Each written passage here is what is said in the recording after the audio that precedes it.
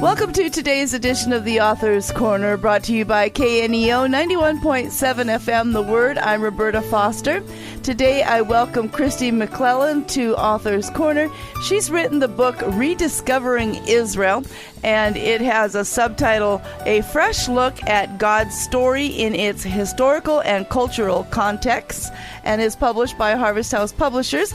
And she'll tell you more about how to find the book at the end of the program. A little bit about Kristi. She is a professor at Williamson College and best-selling author who teaches the Bible in its historical, cultural, geographic, and linguistic contexts. After studying in Egypt and Israel in 2007, Kristi began leading biblical study trips to Israel. And so, Kristi, thank you so much for being with us today. Roberta, thank you so much for having me. This is my privilege. And so at the very introduction portion of your book, you begin by saying that an adventure found you in 2007. So tell us how all of this traveling to Israel began. You know, the opportunity opened up in 2007 for me to go study in Egypt and Israel. And the reason I say it was an adventure that found me is I said yes to that study experience from a place of professional development. I was already teaching Bible at the college where I still am today. I was also on staff at a church teaching Bible, and I'd never had the chance to go to Israel. And so I tell people all the time, I think the Lord was just kind of laughing because I went in a sense of learning, and little did I know it was going to be the thing that changed the trajectory of my life, my faith, the way I walk with Jesus, the way I teach the Bible. And so I was reaching for low-hanging fruit, and the living God had much better fruit intended for me in that. And I thought I was going to go and kind of check the box and move on with my life. And here I am all these years later, and I can't get over it. I can't recover from it. I'm done trying. So I'm just going to try to serve the Western Church as a bridge. Just take as many people as I can to Israel, to that incarnational space. And now through Rediscovering Israel, through the book, I'm able to bring Israel here. Yes. Well, it's definitely a beautiful book. It's a hardbound book, as I tell the listeners about it, with some wonderful pictures and great insights. And so Rediscovering Israel is about encountering the Bible afresh. How is it that we have, as Western eyes, different from Middle Eastern eyes when we think of Israel? You know, I think some of it is in the West, we often think of the Bible in terms of systematic theology and breaking it down. It's almost the analysis of it. But in the Middle East, like in Israel, the scriptures are a story. God, as our Father, has given us the best and truest story that's ever been told. And every time we sit down with our Bibles, we're sitting down with God as our Father, who is teaching us and reminding us and telling us of that great and truest story ever told, the story that we're being invited to enter into. We actually have a place in it. We aren't just reading about it from afar. And so that was a huge shift for me, that it's not so much analyzing and breaking down passages, but it's actually synthesis.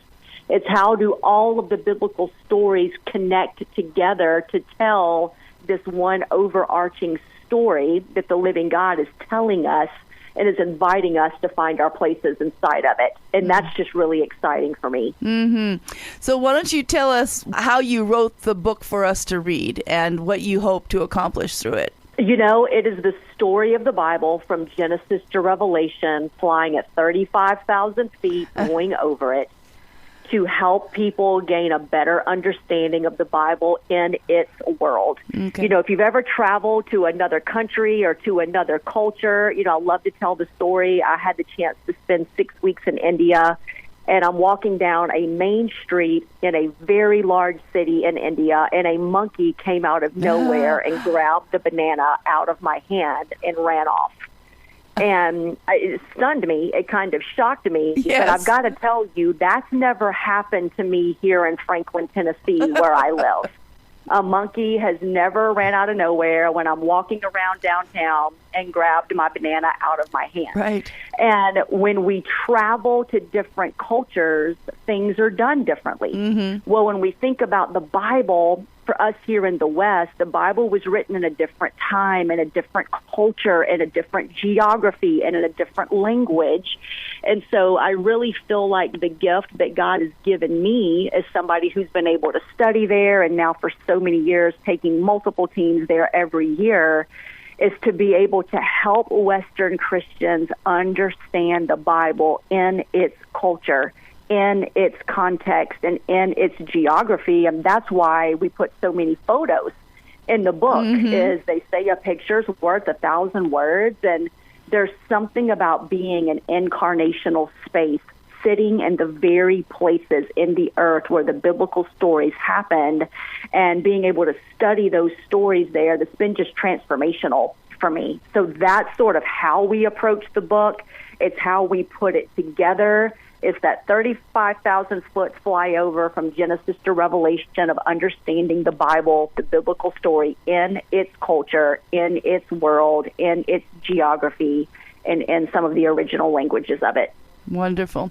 Well, since you mentioned pictures, why don't you give a shout out to those that helped you with those pictures? Killian Rose helped me. My friend Rebecca Joy helped me. My friend Jeff Carroll helped me. There were so many people that have gone over. I've taken on some of my teams and have just captured some of those images. Wonderful.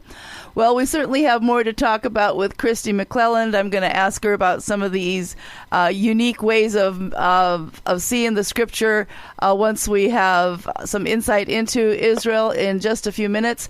I remind the listeners that I'm talking to Kristi about her book, Rediscovering Israel, and it's published by Harvest House Publishers. You are listening to Author's Corner, and I'm Roberta Foster. So, Kristi, can you give us an example of one of those cultural idioms or customs from Scripture that, when rightly understood, really opens up and helps us to understand the Bible? You know, one that I've just come to love is the story of the woman with the issue of blood. What Scripture talks about in the Gospels, that she grabbed the corner or the hem of Jesus's garment.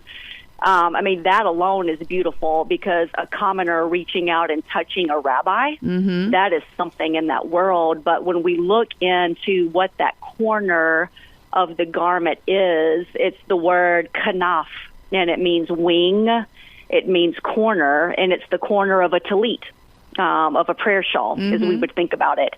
And in Malachi chapter 4, it talks about when the Son of Righteousness comes, he will have healings in his wings. He'll have healing in his kanaf, in his corner of his garment.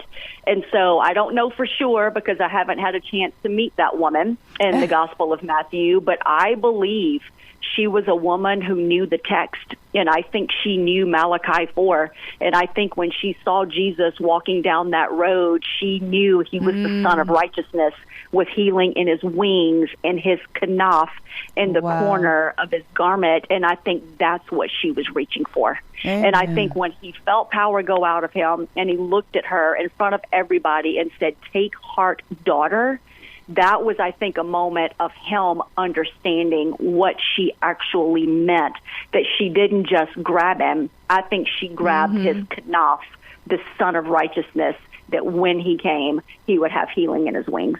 Wonderful, beautiful story. Thank you. And how about a time when your understanding of a biblical text was transformed by applying this shift from Western eyes to Middle Eastern eyes? You know, I think for me, I'm a nerd. I've always been a nerd. I've never said no to a book in my whole entire life. I loved school so much. I became a professor. And so as somebody who just loves to learn, my brain literally feels good when I'm learning something new. I think shifting from sort of the Greco-Roman emphasis on knowledge to the Jewish commitment to embodiment. The Greeks and the Romans, it was to know a thing. For the Jews, it's to experience a thing. And I think when the Bible shifted for me from being a book to understand or know versus the word of the Lord literally traveling the earth inside of me as a follower of Jesus, the way of Jesus, the word of Jesus, scripture inside of me, it moved my faith from a knowledge-based faith to an embodied faith. And that has so enriched my sense of being a follower of Jesus. I feel like it's enriched all of my relationships, the way I show up in the world, agreeing with Jesus. I want to see the kingdom come on earth as it is in heaven. And I don't just want to know that. I want to be an embodied participant in the grand story of the Bible, seeing heaven come to earth and being a part of that as a follower of Jesus. Well, Kristi, you've made many trips to Israel, and so as you think about those, is it possible that you learn something new and fresh each time you take a trip, or is it maybe a deeper understanding? Oh, absolutely. People ask me sometimes, Kristi, do you ever get tired of taking teams to Israel? And I always say, I don't even understand the question. Yeah. I always say it's a living land. First of all, they're always making new discoveries, new things. The land is a sage. It teaches us while we're there. And the other thing, Roberta, that I would say is every time I go to Israel, I'm a different person myself because I've lived more life. I'm in whatever season I'm in. I've been in Israel in some really great seasons of life. I've been in Israel in some really hard seasons of life.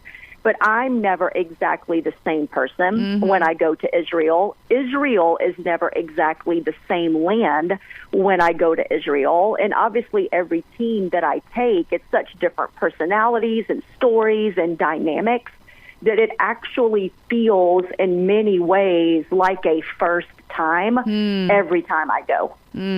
Well, as the world must know of what's going on in Israel right now, how does that impact your heart?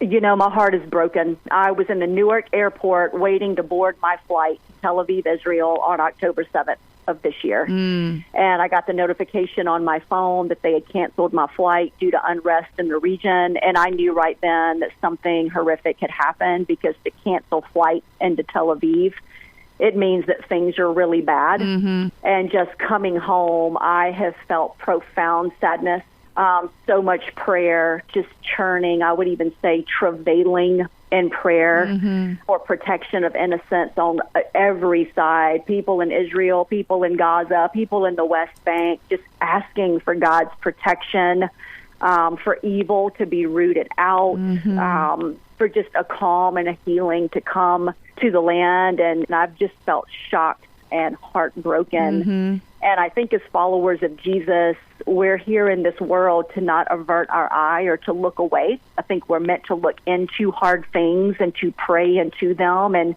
where we can be tangible help and aid to do that. And so it's been a mixture for me of how much news intake can I handle. And I don't want to not know. I want to bear this pain with my friends in the land. I'm also in the United States, and, you know, I don't have the agency to solve that entire problem. I wouldn't even know how to do that. But I'm just trying to find that balance of lament and hopefulness. And travailing in prayer and trusting God. And so it's been kind of a back and forth thing. Some days over the last month have been very hard for me, a lot of tears shed, to be honest. Even doing these interviews, in a way, it's been a healing for me. It's giving me something to bite down on, to give myself to. I feel like maybe this is just one small way I can add some light and encouragement to the world right now.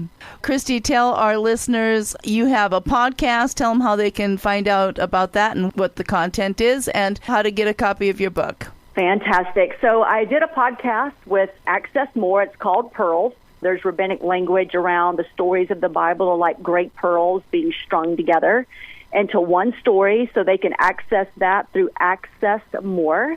And there's 12 episodes, and it's some of my absolute favorite biblical teachings of the Bible in its historical, cultural context. And then Rediscovering Israel, just released on October 3rd of this year. It's a brand new book out in the world. People can find it at Amazon, Christian book distributors, some local bookstores, and different places like that. But we're really excited. The Rediscovering Israel book, it's been my best attempt to try to be that bridge in reverse after years and years of taking so many people to Israel. this is my heart and attempt to bring Israel here. Wonderful. So one more time, the book today is Rediscovering Israel, and we've been talking with Kristi McLelland, and we thank Harvest House Publishers for giving us a copy of this beautiful book. And Kristi, it's been a real pleasure talking with you. Thank you for your time today. Roberta, thank you so much. I hope you have a great day and a great rest of your week.